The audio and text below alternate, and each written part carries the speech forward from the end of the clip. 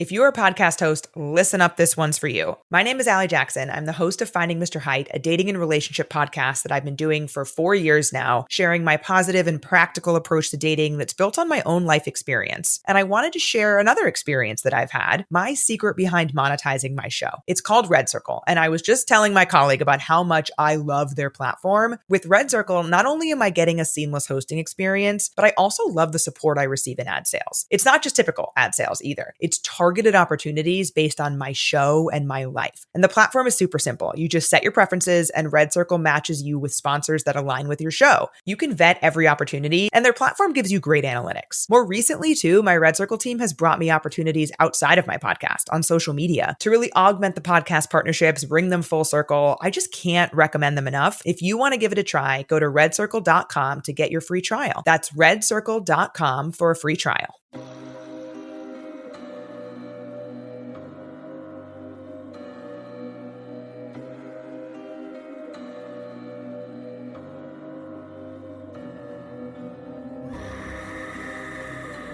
Hello, kitties. This is your Julie, the Crypt Keeper, and you're listening to Slasher Radio.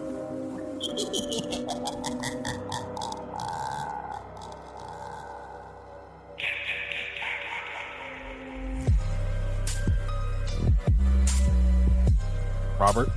You know I'm ready. You ain't got to ask. When I don't ask, you get mad at me. I need to ask. All I'm right. trying to get you to not yell at me. Welcome to Slasher Radio with the host Mikey Bones, Rob Humphrey, and Cast the today. That's me. Robert? Up front, everybody, just know this show's gonna suck. Oh, God. Oh my god. It is Sunday and the sun is shining. Here and he I'm goes. recording. That is not. Apparently now we just do the show whenever. There ain't no schedule anymore. We just do it whenever we feel like it. Canada decides she got better things to do, so we just do it on a Sunday in the middle of the damn day with the sun up. And that's not going to be good for the show. So you can You're just turn the this one one who off. decided to do it after 7 o'clock. Come back Okay? next week. We could have done midnight. You could have had the sun outside all day and fucking. I didn't specify a time. You asked when I was available. I said after 7. We could have picked any time after 7. That is true.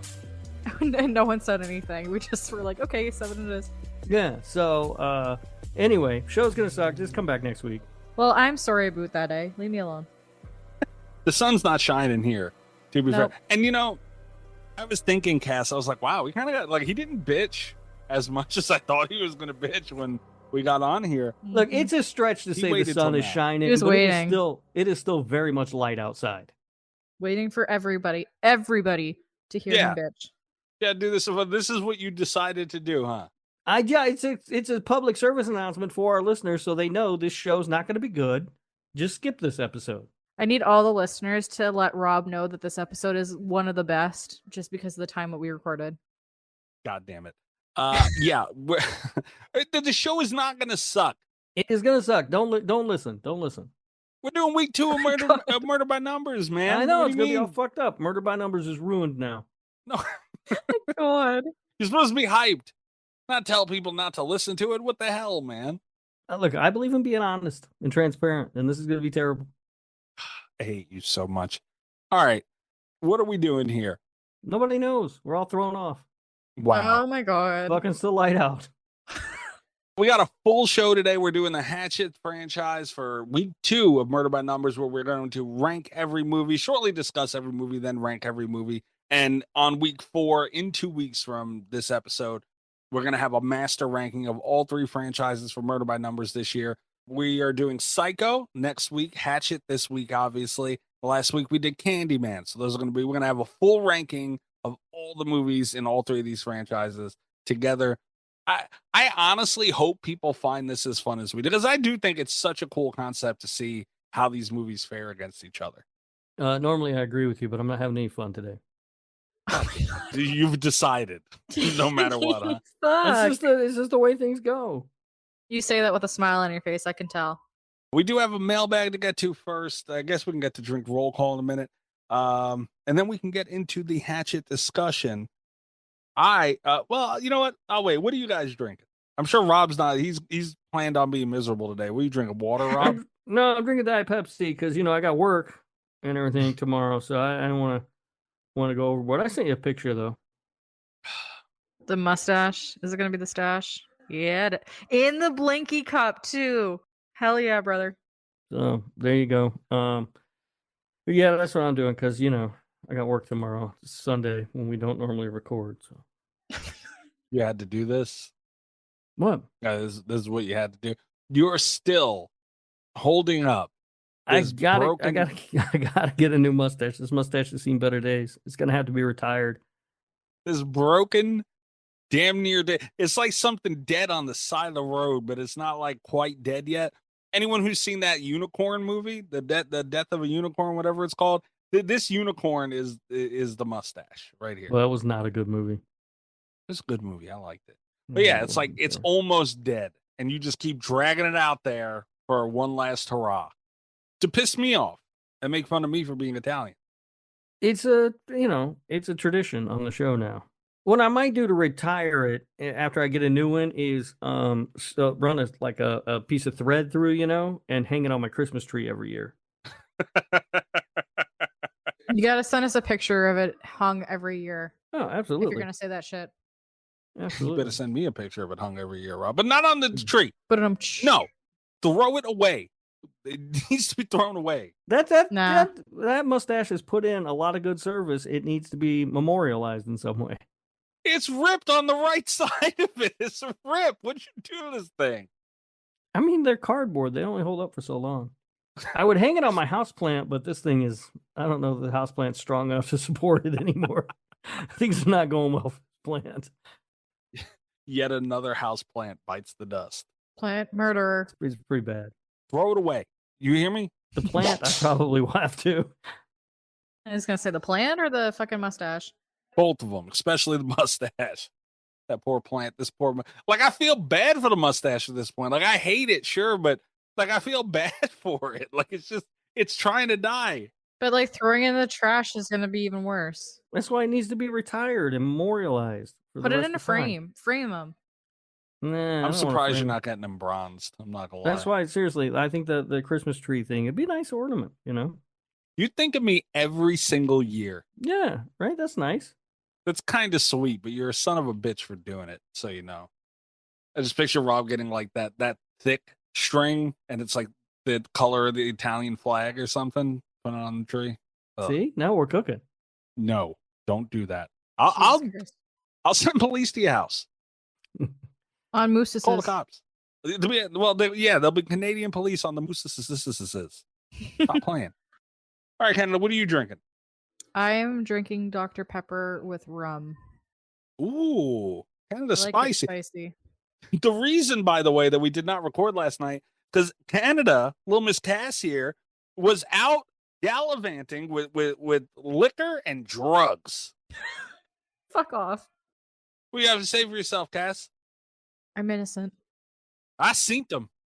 I plead the fifth. See, she said, "Oh, I got some things. I got to go out of town." I thought, "Oh, she's got a work thing. She got like an important meeting or something." No, she just got to go get fucked up on a Saturday. Like, what are we doing here? Now I'm sitting here, fucking Sunday evening with the sun still out, fucking sitting here talking about this shit. That this show's gonna suck, everybody. But she was doing drugs, Rob. Mm-hmm. You can do this show and do drugs. We all know that. We're not talking about me. We're talking about her. I'm innocent, I swear. I'm getting spicy with you, though, Cass. I got a little liquor here. I am drinking. Rob, remember last week when I had what might be deemed, I got to talk to Chris, the Slash Radio mixologist, might be deemed Mikey Juice 2 with the blackberry liquor with a cherry Coke. Yeah. And you said you didn't mind that too much with my blackberry Crown if I mixed it with cherry Coke. So with that in mind, this week I'm just drinking straight blackberry Crown. That's disgusting. Yep. Maybe Like, you're gonna be real fucked up later. Dude, I got up to get, I do have a water too. I have one of my Crystal Light waters too. I got up to get a bottle of water and man, you ain't fucking around. Yeah. So with you in mind, Rob, since you said that the other one didn't bother you as much, I figured I'd do the right thing here and just straight blackberry Crown. All right. That's fine. Drink like a child. One day you'll get your training wheels off. It'll be nice.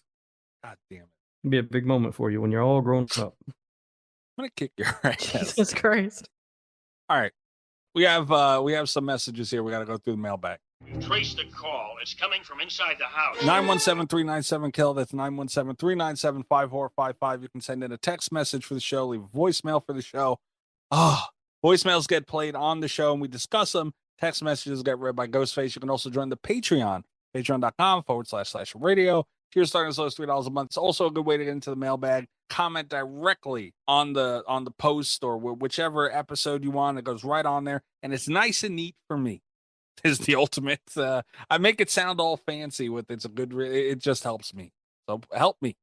Now I have to find the correct tab, which, as everybody knows, This is what happens when we record on a different day. All the shit gets fucked up. Nobody remembers where anything is. Your flow's all thrown off. I do this every week. I go through this. What do you mean? Here is, Here is the mailbag for this week. Did I miss it? I went to turn the Pacer game on. You son of a bitch. Wow. Let's pay attention to the listeners. Yeah, I was gonna say, don't fucking fuck off while we're recording, Rob. It's very Yeah, important. Rob. Normally I don't, but this is my Sunday night, so I can do whatever I want. God damn it. You act like you listen anyway.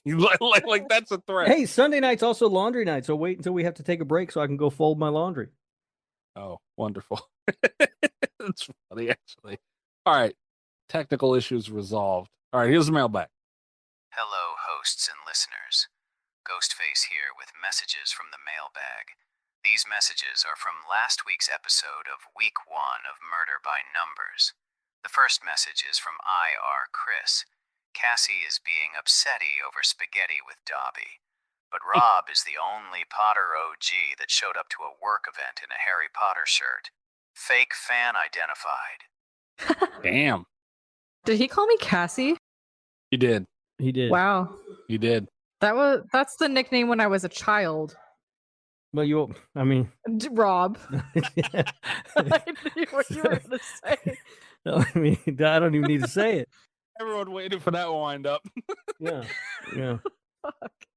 I've never heard anyone be called a fake Harry Potter fan. Holy shit. Yeah. I'm surprised Chris remembers that Harry Potter shirt story.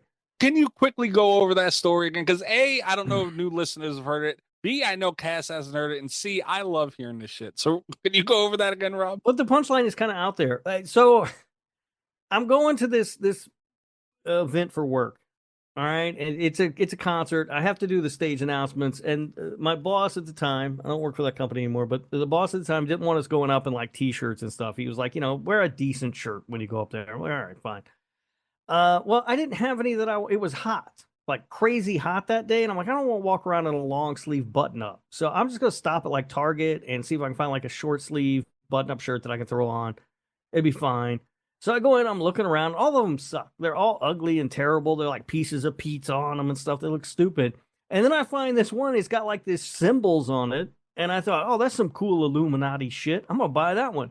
Oh, God. And so I put it on and I buy it. I put it on and I get to the area, like the part of town where the show's happening, and I'm hungry. And so I'm like, I'm going to go over here. They got really good burgers over at this place. I'm going to go get a burger and stuff. And I'm walking. And as I'm walking into the tavern where I'm getting a burger, this group of girls is going out, and like one of them's like, "Hey, nice shirt," and I was like, "Oh, thank you. Yeah, looking good. All right." I go in, sit down. I'm sitting at the bar, I'm having a drink, waiting on my food to come out, and another like some dude walks by. He's like, "Oh, that's a cool shirt." I'm like, "Damn, all right, look at these. All right." So I go over to the concert. I'm waiting in line to get into the venue. And two more girls walk by while I'm waiting in line. They're like, "Hey, that's a really nice shirt. I like that." I'm like, "Damn, I must be looking good in this motherfucker. What the fuck is going on?" Yeah, I'm working it tonight. I get in there, hanging out, and some other people told me nice shirt and everything. I get up on stage, and I do my stage announcements, and I come back off the stage, and I sit down, and somebody says, "Hey, have you checked Twitter?" And I said, "No." And they were like, "Oh, you need to check it." And so I checked my Twitter on my phone, and one of the local news guys who I was friends with on Twitter was at the concert, and he had taken a picture of me on stage, and it was the tag or the caption was, check out Radio Rob on stage in his Harry Potter shirt. And that's when I realized I was walking around in a fucking Harry Potter shirt. But like, what house was it? I don't fucking know. Was it green? No, it's gray. Okay, can you send me a picture of this shirt? Because I'm curious to see what the symbol was on it. Yeah, Rob, what house was it? Yeah, I don't know. I got a shirt. So I still have the shirt. You be a Hufflepuff. I'm not walking. I mean, I'd have to go and find it to take a picture of it. It's somewhere though. I know it's in my closet. Please send a picture when you can, because I'd like to see. Yeah, I always find. See, people who are fans of Harry Potter, it doesn't hit as hard, you know? Mm-hmm. Yeah, because they see nothing wrong with it. They think it's fine. Yeah, no, I thought I was walking around like a cool-ass Illuminati cult shirt instead of just a nerdy wizard shirt. I'm about to pick up all the ladies tonight. Everybody, I'm looking good in this shirt. Yeah, that felt good. I was feeling myself. I was like, look at this. I made a good choice. Oh, my God. Harry Potter nerds appreciating your shirt instead. Yeah, ain't nobody want to hook up with any of them. All right, next message. The next message is from Spyro. Too many titties? Too many titties? That and bagged milk? Can I vote for new host? And Daddy Rob has a small penis confirmed? Also, come on, Canada. Bagged milk? Bagged milk? Tisk tisk. Damn. Spyro really didn't like your bagged milk. Apparently not. And he just confirmed that Rob's got a small penis? Well, all right, first of all, I'm with him Holy on the new host thing after this week being a disaster Oh. again. Fuck. All right, I'm not mad at him for that, but come on, we all know I got a huge hog. I can't. I mean, like he gives me buttons for free now. Like I'm running out of room. Honestly. Rob, you can't keep just handing them out like that. All I Holy have to shit. say is, Spyro, I'm going to send you some bagged milk in the mail. Oh, Thank me later. Spyro, boy, you are 100% right. Bagged milk is disgusting. Canada should be ashamed of herself. And if she does, that's going to be an expensive shipping of bagged milk all the way to Probably cost me like $100 for one bag. Yeah. I thought Mikey liked them bag milk titties. Spyro, you're aiming in the right direction now. Don't let Titty Rob milk. pull you over to no, we can't. You can't say that. That's gross. Stop saying it. I'm just disappointed. I'm disappointed in Spyro. That's all. I thought we were friends. I'm proud of you, Spyro. He's onto something with the new host thing, though. I'm not gonna lie. Did you see the link to Spyro stream I sent you, Rob?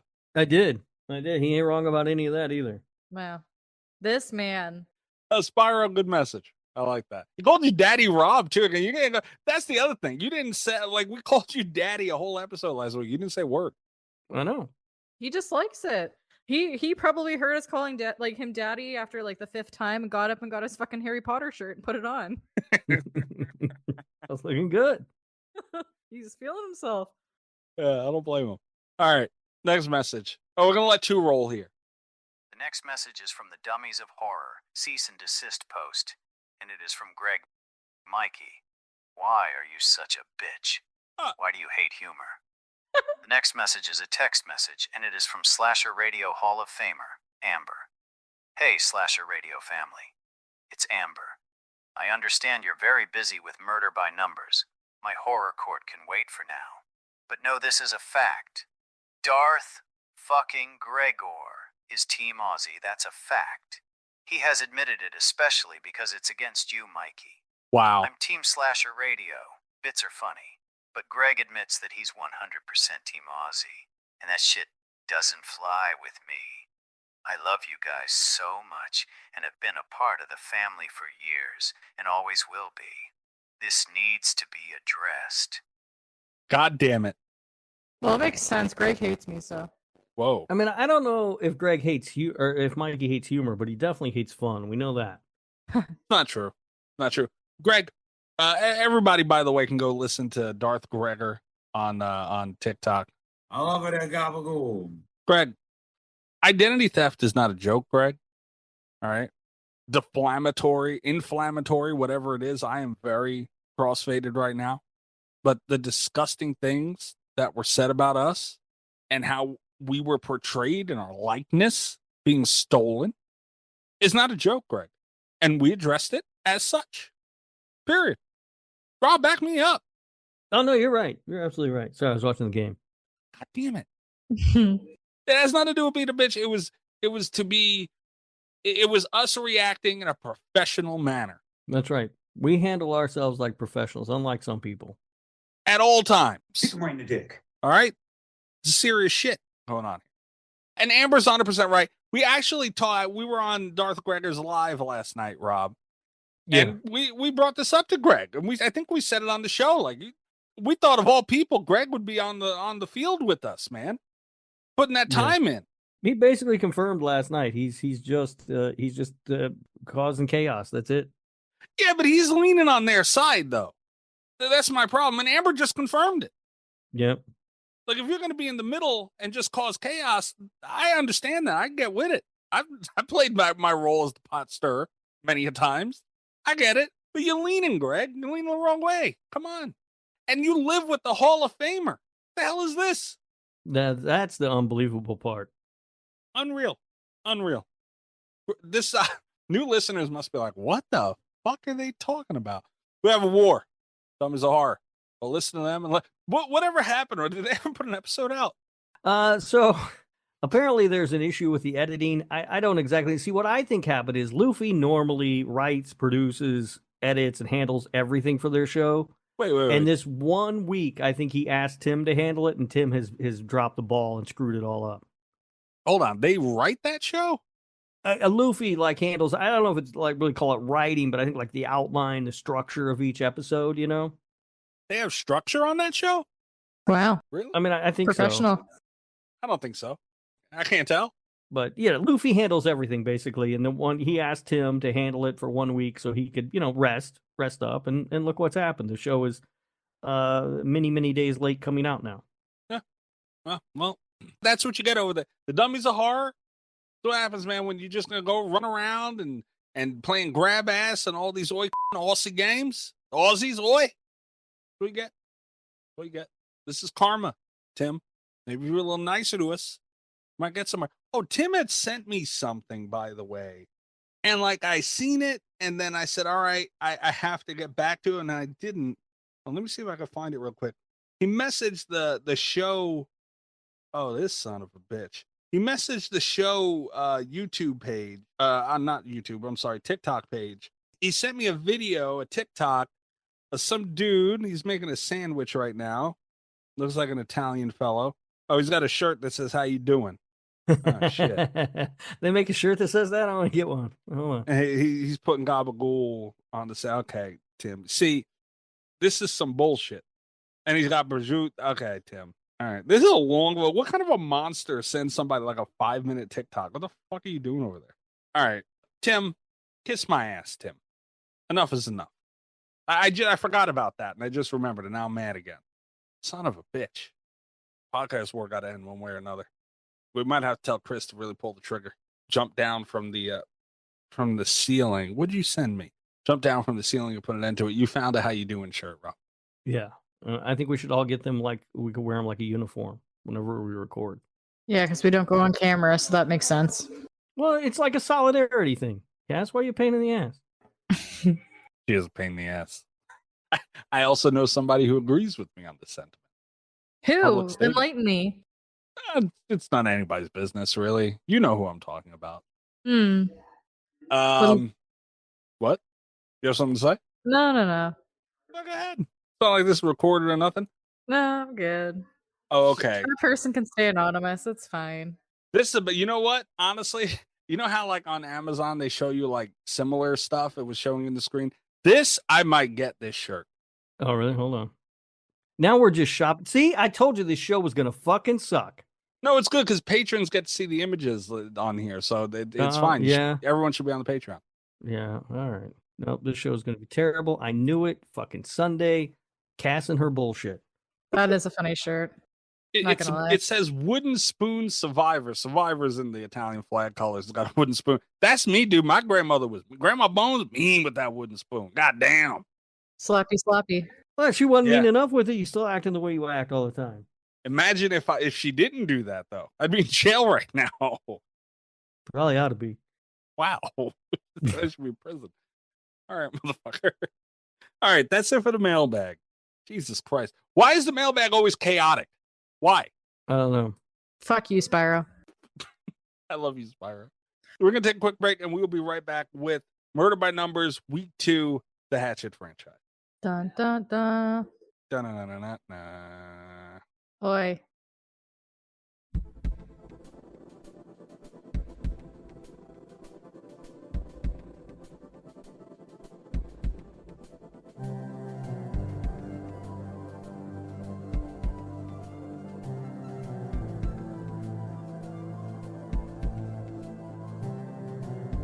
All right, Hatchet franchise, 4 movies in this franchise.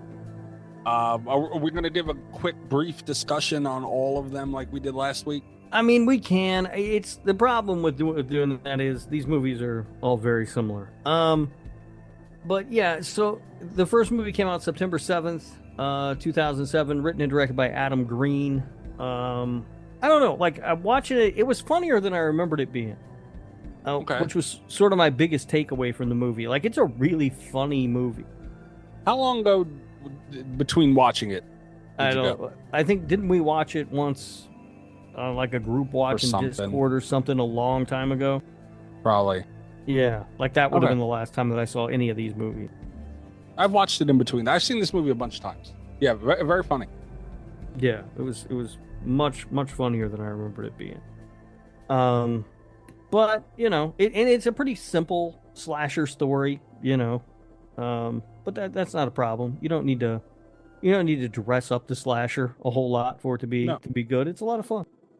No, I agree 100%, man. That's kind of I really like the Hatchet as a franchise, and we'll get into our ranking shortly. But yeah, especially the original had a strong cast, dude. Like, it had Perry Shen. I hope I'm saying Perry right. He is hilarious in this movie. And Marcus, I forget his real name, the character Marcus, he's in a bunch of things, and he is hilarious every time I see him. There's a lot of those kind of actors in this movie.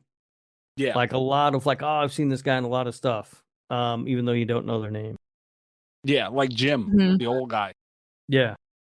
Yeah, he's in a million things. I can't name one. But like, he was fun. Like, they had a really good dynamic for this movie, and it worked out perfectly. And they even sprinkled it with some horror legends, which is always going to get attention. So many. Yeah, and we'll talk a little bit more about that when we get to Hatchet 2. Okay. But it's a very strong slasher. Like, I really had fun watching it. Like, it's just a good time more than anything else. You know what I mean? Like, and that is the one thing that I use to judge these movies on, because they're all just kind of fun. Like, none of them are really That's great. what they are. Right. Yeah. There's not a lot of great filmmaking happening with this franchise. But it's sort of like how much fun did I have? How much attention was I paying while all this stuff was going on? And that was sort of the scale that I used to ultimately rank this franchise. But I really enjoyed the first one. I thought it was really good. See, I agree. Yeah. And see, that's the thing, though. It's mostly fun. Like, large scale fun. But I feel like cinematography wasn't bad. They had it's all fine. It's all passable. Like, there's nothing wrong with any of it. It's just it looked great, though. Well, I wouldn't. I'm not gonna throw around the word great for anything in these movies. Okay, it looked great. The cinematography had its moments. Like, there was the kill with I forget the character, Jim's wife, the older woman. Where Victor Crowley got his hands on her and the camera spinning around the kill. Like, it had moments like that where it did different things. It's not groundbreaking or nothing, but it's cool. But mostly I'm saying because this movie isn't based in a swamp. Like, most of this movie is taking place at night in a swamp. It's hard to really to get that lighting and have things dark and keep that tone that you're looking for, but keep it visible. And they did a great job in that. Like, there was never a moment where I was like, oh man, like I can't see something or whatever. And that's hard to achieve, dude. You gotta admit. Yeah, I mean, but again, it's like, it's good. I'm not going to throw around the word great for anything in any of these movies. I think it looked great. Soundtrack was a banger. Like, there's really nothing wrong with this movie. Hmm. What do you mean? No, I said mm-hmm. I'm Oh, okay. agreeing. Yeah. Okay, No, I'm yeah. agreeing with you. Yeah. When you can, we're talking about Friday the 13th, but that might be a little rude to kind of throw in there. But when you get those movies that are just fun, like usually they don't look the best. And I think that's what separates this, man. Like, because the kills, too. The kills, I mean, well, I guess we'll get to that in a minute, but we could talk about that throughout the whole fucking franchise. But I feel like it's elevated by its quality. And that's what I want, man. Like, that's my biggest problems with the shark movies and all that shit, Rob, is they usually look like shit. This looked great. But again, I'm not throwing around the word great for anything in here, and I'm not sure that some of these effects look much better than what you see in the shark movie. Oh, get the hell out of here. I think the effects were really spot on. I thought they were fun. It's it's a very campy movie, so if you make some of the scene, like the death scenes and the kill scenes, like ultra realistic and not super campy and funny, then it takes away from the vibe of the movie, and I think that they did a good job with them. You lose it all. Nana poo poo, Robert. He's in a mood. This franchise, we'll talk about it now. I was going to save this till the end when we talk about the franchise overall, but it's best to just, I guess, talk about it now. This franchise suffered from me watching all 4 movies at once, right? Like, this is not a good marathon, sit down, go through the franchise. This is a good, hey, I watched Hatchet 3 months ago. Now I'm going to sit down and watch Hatchet 2. Because by the time the 3rd and 4th movies rolled around in this franchise, all of the fun was kind of like just old hat, Like, in 4 movies, there are like 6 or 7 kills where somebody gets their head cut off and an ungodly amount of blood just splurts out. That's fun the first couple of times it happens. But once you've seen it happen so many times, it's just like, all right, we did this already, And that's, I don't want to blame the movies for that, but this was not a fun sit down marathon through the franchise for me. All the stuff got kind of old. I'll have you know, too, this is now the 2nd time I've had to marathon these movies. My first interaction on this show with IR Chris, hell of a deal, was him asking us to do the Hatchet franchise. And we were a very small show at the time, and someone's engaging with us and wants to hear our thoughts on something. So hell yeah, we'll watch all the movie. He wanted us to watch the franchise, so we're gonna do it, right? Yeah, that's not something I would do now. What's her name that keeps emailing Rob? We watch a Carrie movie about every 4 years. About every 4 years, yeah. Yeah. So I watched Hatchet 1, 2, and 3, and I was tapped out at 4. I was like, all right, I'm not watching Victor Crowley. Like, this is good enough. He's a new listener. We watched 3 movies. It's a lot. So now I had to do it again for Murder by Numbers, watch all 4 movies in a week. And this is my first viewing of Victor Crowley. The movie Victor Crowley, not the character. So yeah, I can see what you mean, because I couldn't watch Victor Crowley. And again, these are good movies. Right. They're the same. Yeah, and it's it's just very taxing. And I'm not exactly sure what it is that makes it, because I will sit down and watch every Halloween movie in a weekend, all 13 films, and I'll love it. Or I'll sit down and watch all the Friday the 13th movies in a weekend and love it, and it never gets old for me. But for some reason, after about the 2nd movie in this franchise, I was kind of like, it started to feel like a chore. Yeah, but that's because Halloween and Friday the 13th take you different places. This franchise really, I mean, it does, but ultimately, it all looks this. It's all pretty much the same setting, at least visually, and a lot of it's in the swamp, obviously, and that's like it. It then turns into what, 2, 4, 6, like 8 hours of the same thing, about, give or take. So yeah, it's hard. It's hard. Friday the 13th, you're going to space, you're going to Manhattan, you're going all over the place. Yeah, but the early Friday movies are all kind of more or less in the woods, but they just do a good enough job of mixing it up a little bit. I don't know. I'm not exactly sure what it is. It also helps that they have largely different characters. Right.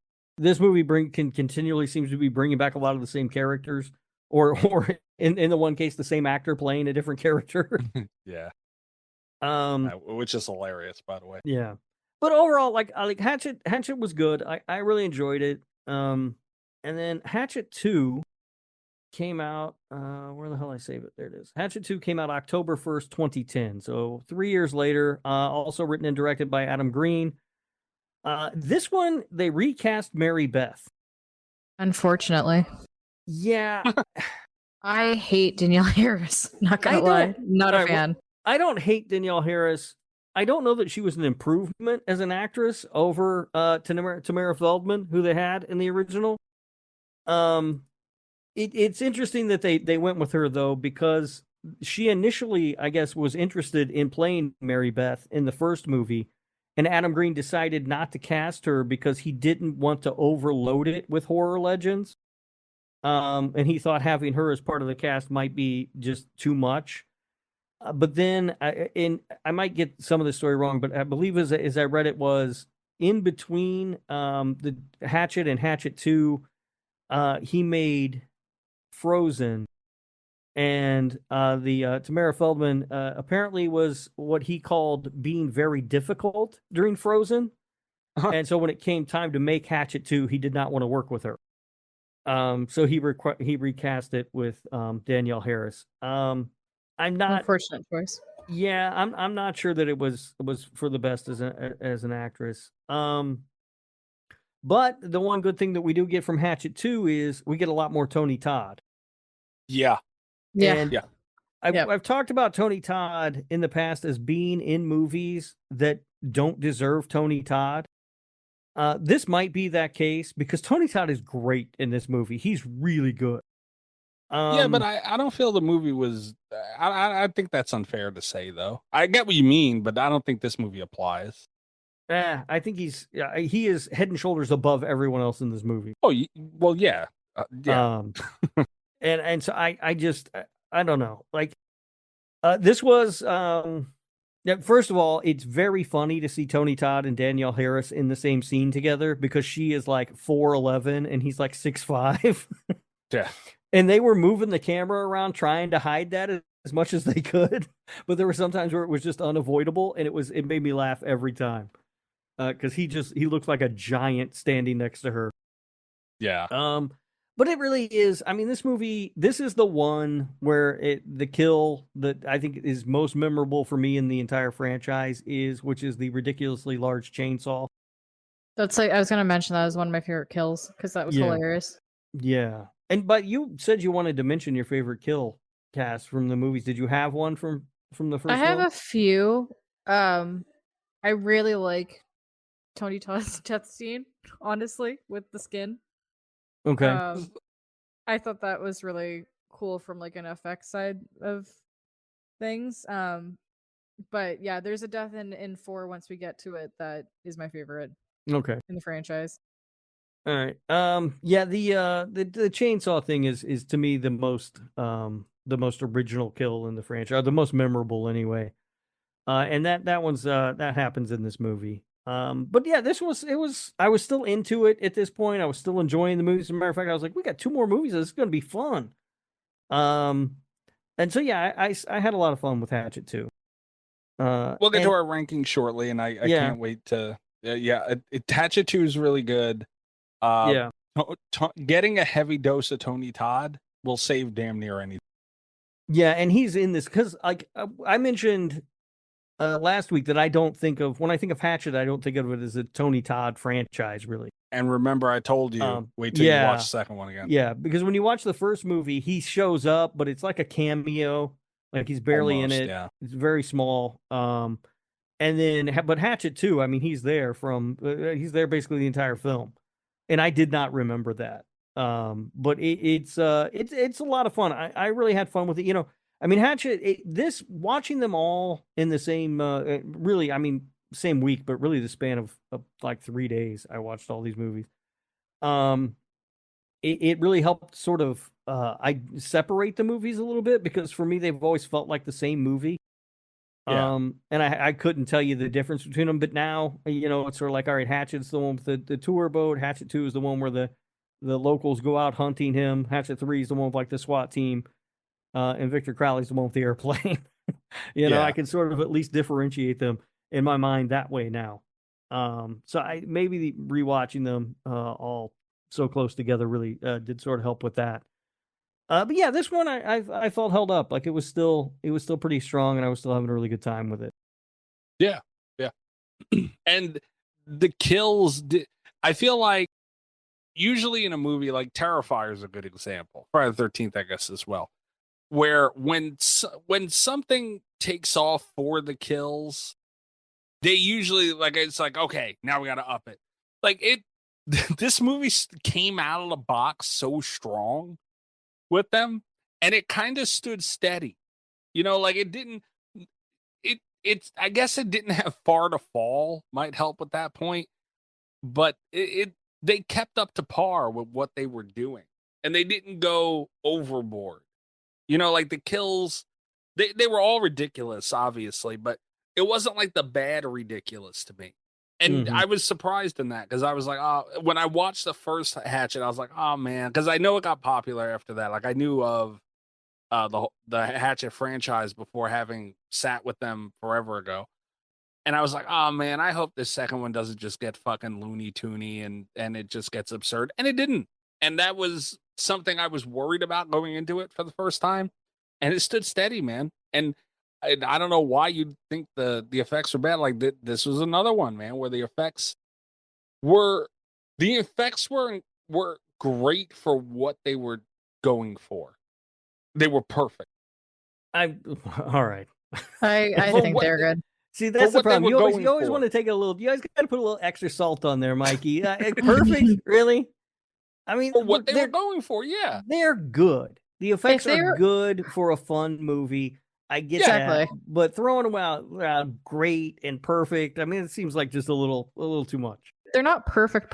They're definitely perfect, but not perfect. Because if they're perfect, it would take away from the campiness and the hilarity of the fucking kills. Yeah, we're not talking like Hellraiser or like anything. Like it was for what they were aiming for the type of movie it was, for how campy it was. Yeah, they were perfect. I say that about Terrifier as well. Obviously, the effects weren't full. I don't mean flawless, is what I'm saying. They were perfect for those Terrifier movies, their tone, their vibe, all that shit. Same thing here with Hatchet. All right. Like, and I point, like, the most notable kill for me was in the first movie that I was talking about with Sharon, where she gets her head, like, ripped. That was, like, if I were to point to a kill or a scene and be like, all right, this is what you're going to get from this whole fucking franchise, it's that one. And it looked phenomenal, man. Like, was it biologically correct? Like, would that be what it looked like if somebody ripped someone's head open from their jaw? Probably not. But it looked awesome. It looked all right. God damn it. See, you say I'm optimistic, but you're so mad at everything. Why can't you just give it to the movie? I'm not mad at it. It's fine. They look fine. Like great, perfect. These all seem like ridiculous words. For what they were going for, yes. Right. And even for Cass even said, like, from a technical standpoint, like, even that they weren't bad. I mean, so as the franchise goes along, we'll get it. All right. Well, speaking of the franchise moving along, we get Hatchet 3 years later, June 14th, 2013, directed by B.J. McConnell, written by Adam Green. This is where the franchise started to really fall off for me. Like, I was starting to really lose interest. I did not like this movie very much. I thought a lot of the characters were, I don't know. It was like it was trying to recreate the magic of the previous two movies, but everything was just not quite hitting the same way. Like, I didn't think it was as funny. I didn't think anything about it was all that interesting.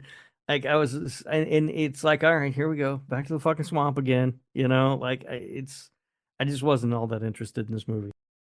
Yeah, you were saying how, and I agree. Like, we talked about it already. The same setting, it gets tiring. Same kind of concept. Repeat. I feel like the strongest reason for this franchise holding up especially through the first two movies halfway through, is because this third one's bad. Like I did not like this movie. Yeah. I don't. It felt more like an action movie than anything else to me, and I just couldn't shake that feel of it. And I just like, obviously it's a horror movie. Like I'm not trying to make that argument, but it felt equally action movie, and Right. that's Well, not it's good. because they introduced like that whole SWAT team thing and everything, and all those characters, by the way, are pretty poor. Like, you know what I mean? They're just poorly written and kind of, it's just not very good. Yeah, I don't know what it was exactly. It's kind of like just a big ball of shit that made me like a bunch of different reasons Mhm. why I didn't like this movie. And it's because of yes, things are on repeat and that doesn't help, but like you said, Rob, it's just not funny. Like the first two Yeah. movies were funny. And Yeah. honestly, Mhm. go ahead, Rob. It has attempts at humor that don't land, and that's the Yeah. worst. Like, I mean, like I love Sid Haig, but that whole thing with Sid Haig, it was just wasn't funny. Like I don't know if that was funny at the time the movie came out, but it just wasn't. Like it didn't work. Like all the jokes that they tried to hit, just none of them really seemed to land. I was happy to see Sid Haig in that one though. Like that was like it's hard because you see these characters, Felissa Rose, Sid Haig, and Kane Hodder's in there, and Robert England's in the first one, Danielle Harris. You see all these big names, and it's like heartwarming to see them on screen.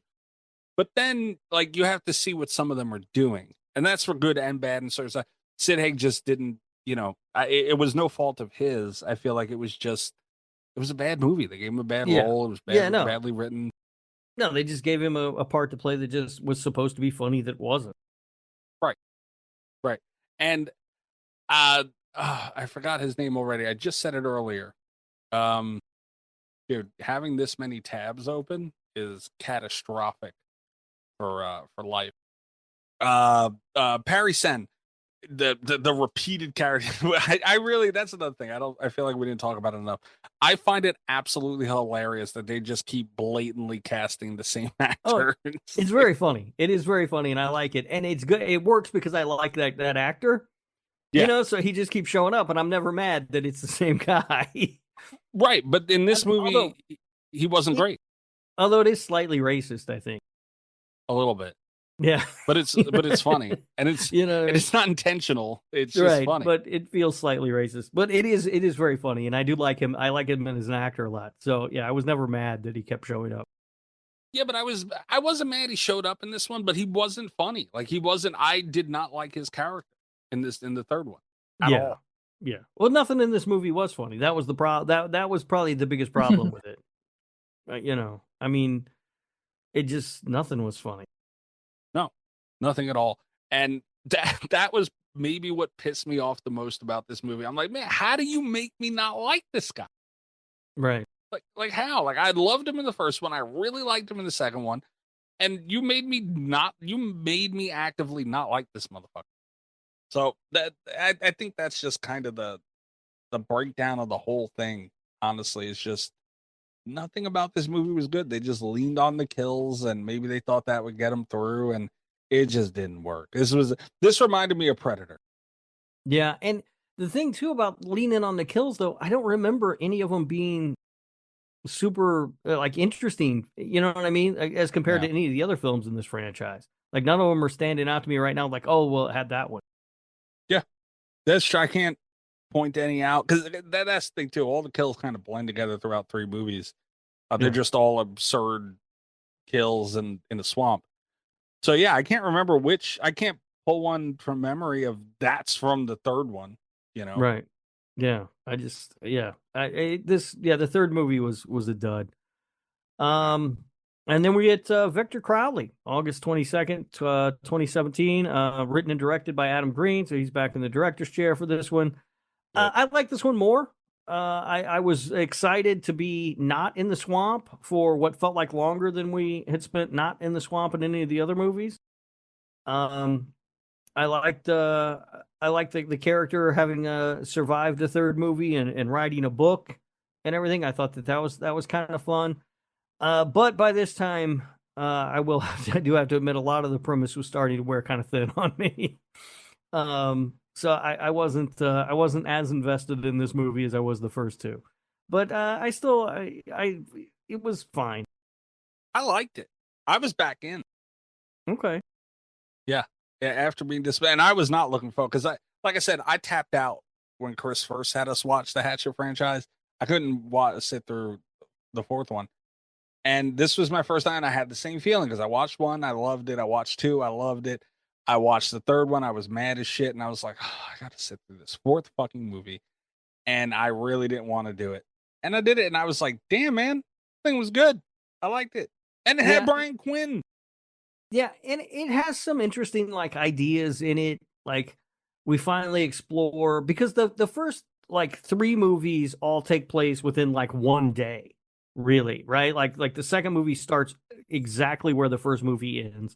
The third movie starts exactly where the second movie ends. This one there's a 10-year time gap in there in the story. And so we get to see a little bit more of like what's happened since that night. And so it's more interesting. There's just some more interesting ideas, you know, like the guy wrote the book. There's somebody wanting to make a movie about it. We've got like it's become this swamp has become like almost a tourist destination with people set up selling Victor Crowley, you know, dolls and tchotchkes and stuff. Like it's a little different, even though it's kind of the same. I mean, yeah, kind of, but I don't think it was. Some of it was the same, but I feel like they did a lot different. You know, especially considering you had three previous movies that were the fucking same, you know, like this one's by far the most different one. Even though you're at the swamp, like you spend a good amount of time in the plane. So it's like, at least it looks different. What do you mean? You don't like it's it? It's not the same vibe. I don't know. But that's finally, no? Yeah, I don't know. So you would rather a fourth movie just swamp? It grew on me from the swamp and I wanted it to stay there. There's different areas of the swamp that you could do. I would have rather them be on a fucking boat, like a broken down, half sunken boat the entire movie in the swamp than a plane in the swamp. Like the plane landing in a swamp is just so stupid. Well, I mean, it crashed. It wasn't, I mean, I guess it was going to land anyway, sure. But I don't know. I thought it was fine. Didn't bother me. Rob, tiebreaker? I didn't mind the plane thing. It was enough to make it feel a little bit different from the other movies. And I was after three movies of it's not even just swamp in the three movies. It's like swamp right by Victor Crowley's house. Like we see that house in every movie. Like it's like this is not just the swamp. It's the same goddamn swamp. You know what I mean? Yeah. And it feels like you're in the same damn swamp. So to put a plane in that swamp, finally we get something a little different. But it did sort of start to feel kind of samey to me, even in that regard. Because in the third movie, we see them and they're holed up in the boat and stuff for a little while, and so it's kind of like, all right, now we're holed up in this crash plane. So this movie wasn't enough to bring me all the way back on the franchise. I thought it was cool, man, and it was funny again, dude. Rob, that guy plopped his meat and potatoes on a table in a Barnes and Noble. Yeah, I mean that was kind of funny. But that was hilarious. But this movie also loses points for cutting away from all the boobs. There were oh my god. There were at least two scenes where we could have had boobs in this movie where they opted not to show them. Thank God. And that was what are you? Whoa! Spyro. Spyro, get her, Spyro. We can't have that. And the first movie had an abundance of. The first movie did not shy away from the boobs at all. Yeah, the first movie had boobs everywhere. Welcome to New Orleans. Here's some titties. Yeah, and then we don't really get boobs, and then so this movie finally has an opportunity at least twice to show us boobs, and we don't get to see them. And I was kind of like, all right, well, what are we doing here? We did get one pair of boobs and a penis and some balls, but we don't get to see any. We don't see any of it. We didn't even get to see a schlong. Well, we did see a schlong. There just wasn't much schlong, though. Yeah, it was the thing. In the negative. So yeah, I mean he had what we call an innie. All right, that's what I think the professionals call it in the industry. You know. Oh God. Yeah, but it was funny though. Like in his reaction to, he's like, I can't stop looking at it. And Felissa Rose was awesome. The Felissa Rose character kind of annoying. Again, nothing against Felissa Rose. She's great, but the character was kind of more annoying than funny to me. Well, like she's supposed to be, right? I know, but there's a fine line of like an annoying character that can be entertaining and an annoying character that's just fucking annoying. And she was just fucking annoying. So she had go away heat is what you're trying to say. Yeah. I don't think so. I mean, to me, anyway, obviously. I didn't mind her. She was like, the selfish, bitchy agent. Like, her death scene was my favorite. Well, her death scene's crazy. Yeah. I love her death scene. Her death scene reminded me very much of Cannibal Holocaust, and I love it. I'm pretty sure that's not how the anatomy works. Don't worry about it. It looked cool. Yeah. Yeah.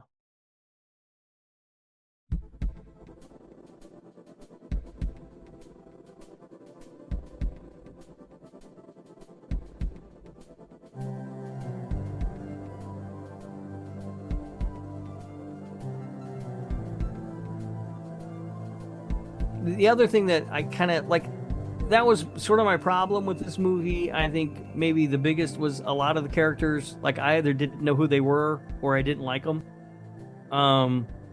Because like that fucking ex-wife talk show host character, I couldn't stand her. Like I didn't want to be stuck in a plane with her. She was annoying. Yeah, but I don't know, man. Like I said, it had Perry in there. It had Felissa Rose, obviously, we've been talking about. Kane Hodder's under the makeup, and it had Brian Quinn. Dude, I don't know what it is about the Impractical Jokers. I love those motherfuckers. And Brian Quinn is a genuine huge horror fan. Yeah. So it's awesome to see him getting roles like that. Mm-hmm. And he kind of brought that, like, I feel like a good amount of the energy of the movie came from him because he's such a huge horror fan. He gets to be in this horror movie, which is, like it was the fourth installment of, it was a popular movie, but it's not like it was a high budget or high caliber. Like it was a kill fest, star-studded, almost like borderline horror B movie, that was just fucking awesome. And that's right up horror fans' alley. So, like Quinn was just so, like you could tell how excited he was to be in that role. Yeah. Like at least it came through to me. And I don't know, like it was cool to see that. Like I like that this movie was littered with horror legends and like they had a real horror fan in there. And a lot of people who know Brian Quinn are gonna recognize him, know that he's a big horror fan. Like he lets it be known on Impractical Jokers. I love seeing him in there, man. I love fucking Brian. All right. I like the addition of sort of the lady that was trapped by the chairs. Yeah. I thought that was an interesting addition for a movie like this, where we don't get kills sort of like that in this movie. You know what I mean? Where there's like an actual tension to it. So I enjoyed that. I thought that was a nice touch. But ultimately, once the plane sort of crashed and everything was sort of established, this movie slowed down for me because, again, it started to feel like more of the same, and it felt longer than its runtime by the time it was over. I didn't feel that, man. I didn't feel that at all. I like this movie, honestly. All right, are we ready to rank them? Because like I'm nervous about my ranking. All right. Who wants to start? I can start. All right, go ahead. What's your number 4? Number 4, easily Hatchet 3. It wasn't funny. And listeners of this, longtime listeners of this show know I will bitch about something funny. Like if it's too, not something funny, but like if it's too ridiculous and like I won't enjoy, like usually 9 times out of 10. Mikey hates fun. We all know. That's not true. I hate ridiculous. I hate stupid. And I if it's actually funny, because that's the thing too. Like a lot of those movies where they try and land on some humorous stuff, it's not funny to me. Like there was, like I looked for it in this one, and it lacked in the horror and was empty in the comedy because it felt like an action movie. So yeah. Mm-hmm. Yeah, I agree with you. I have Hatchet 3 at number 4 also. It doesn't work all the way around, to be honest. No. Cass, what's your number 4? My number 4 is the same as Hatchet 3. I was bored. round robin. Yeah. Fair enough. Okay. My number. Yeah, go ahead. My number 3. Mhm. This is really hard for me. This is the hardest part. These two, 3 and 2. I'm still up in the air. Like, I don't want to do it. I have it written down, but I don't know. But it's Hatchet 4, Victor Crowley. And I like this movie a lot. I liked it enough I wanted to move it up one more, but I can't do it because it just, honestly, as much more fun as it was, because it had, like, a comedian in there, and they had their attempts. Like, Parry was in there, and he was funny again too, which was awesome to see. It just wasn't enough. It wasn't done well enough to push it up one more spot for me. I also have Victor Crowley at number 3. It just, like it was okay, but I wasn't brought back into the franchise by it. Damn, son of a bitch. Kanananuna nananina nananuna. Number 4 is mine. Damn, we have the same ranking so far. So far. Yeah. Exactly the same. That's no. All right. My number 2. I'm really hoping we don't all have the same ranking. We probably will. We might. My number 2 is the original Hatchet. My number 2 is also the original Hatchet. God damn it, Canada! Are you gonna save the show? My number 2 is the same. God damn it! All right, here we go. To me, the original film was great. I liked it a lot. It was a lot of fun. It set the bar, and you hear that a lot about originals always go first just because, and it almost did. And then I watched Victor Crowley, and that one was really good. But man, the difference of putting 4 at 3 and 1 at 2, there's a lot of murder by numbers, ladies and gentlemen. Yeah. The difference was it had a more serious horror tone in there, with, like, true to form campy horror is that first one. And yes, it was funnier than the fourth, so I know that's a little contradictory, but I feel like people who have watched these movies and this franchise kind of know what I mean, to where it was a better told story. It was kind of more straightforward and compact, and I really like that first one. But that second one is my number 1, obviously, because Tony Todd. You get more Tony Todd, man, and pretty much the same movie as the first one. Mm-hmm. Yeah, I mean, I really like the first movie. I think it's a lot of fun. It really is a good time. But Hatchet 2 is not only more Tony Todd, but there's something about the story that I liked a lot more. We get a little bit more Victor Crowley backstory, so it seems like there's a little bit more stakes there, a little bit more understanding of who that character is. And it still delivers on, like, the horror and the funny. All of it still kind of works. So it's like number 1 again, and a lot of times, like I will say about sequels, it's like, it's like the first one again, just not as good. This one to me feels like the first one, but just a little bit better. Yeah. Yeah, I agree with that. I agree as well. I do. And it's hard because they're kind of the same movie, like we've talked about, but yeah. That backstory was important. It turned Victor Crowley, like, it kind of made him official in a way. Yeah. He had that first movie, big kills, oh my God. Then the second one, like, he actually got a backstory, more so. And it gave a character depth to a character that is hard to do that with. Like, Freddy can talk. Jason was narrated by his mother.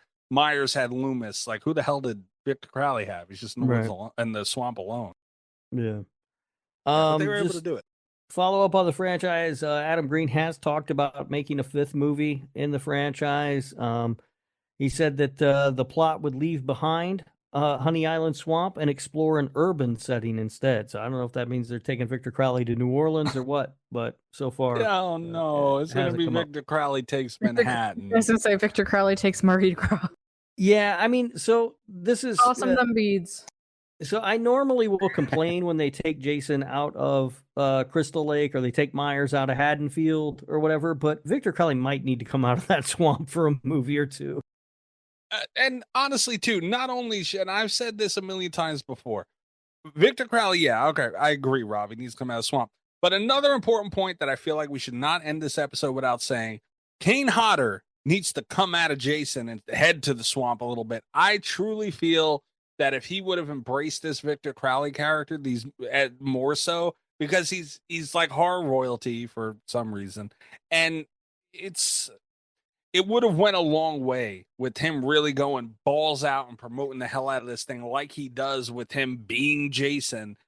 Like, honestly, I like his performance of Victor Crowley or through the Hatchet franchise better than his performance as Jason.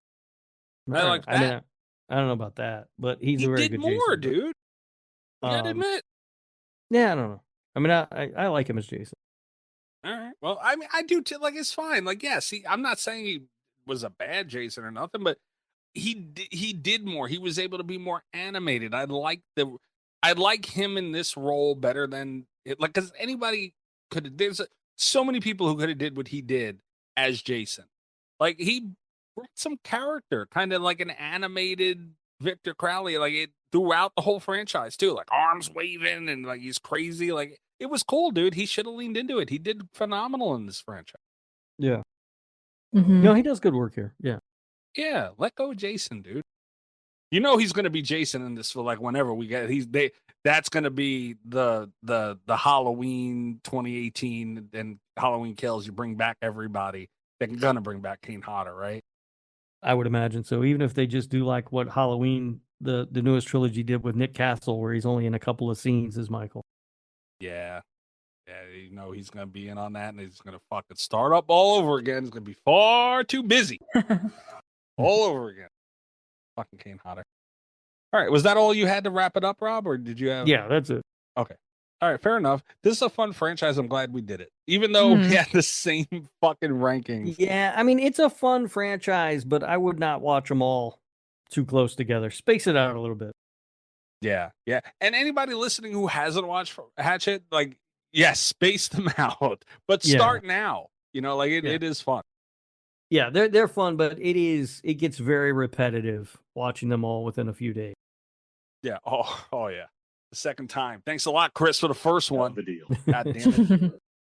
All right. Patreon.com/Slasher Radio tier starting at $3 a month. I feel like I'm forgetting to say something. I don't know. Twitter, Blue Sky, whatever else, YouTube, TikTok, @Slasher Radio. The YouTube has been doing well. If you listen to the show and you're a horror fan, check out the YouTube and subscribe. Damn it. I think the straight crown was a bad idea. I don't think I should. I disagree. I don't know. And I'm at like you're drinking straight crown. You're drinking straight blueberry crown or whatever. It's the same proof. It's not, but it's not the same thing. It's the same fucking thing. Leave me alone. Rob, where are they finding you? Everywhere at Radio Rob 123, and you can find my other show, the Nick fucking Woo Cagecast, wherever you're listening to Slasher Radio. Why'd you just lie to the listeners? What are you talking about? They can't find you everywhere else. Yeah, he's on Instagram, he's on OnlyFans. Well, yeah, that's true. He's at Radio Rob 123 on those things. Not on TikTok though. Well, you don't want to find me on TikTok anyway. Don't forget Feet Finder. He's definitely on there. Oh, 100%. You got some good tootsies over there, Rob. Remember last week, you told Cass that you were naturally moist. Oh, that's right. I forgot about that. Thanks for reminding me. Fuck. I was editing the show, and I was like, you gotta be fucking kidding me. This guy just came out and said I'm naturally moist. Cass, where are they finding you? I am Makeup X Mistress on all platforms. Hell of a deal. All right, guys, we'll be back next week with Psycho. Good night on Slasher Radio. Yeah. Well, me and Mikey will be back. We got to have a meeting about Cass. Oh my god. Fuck. All the best of Slasher Radio podcast.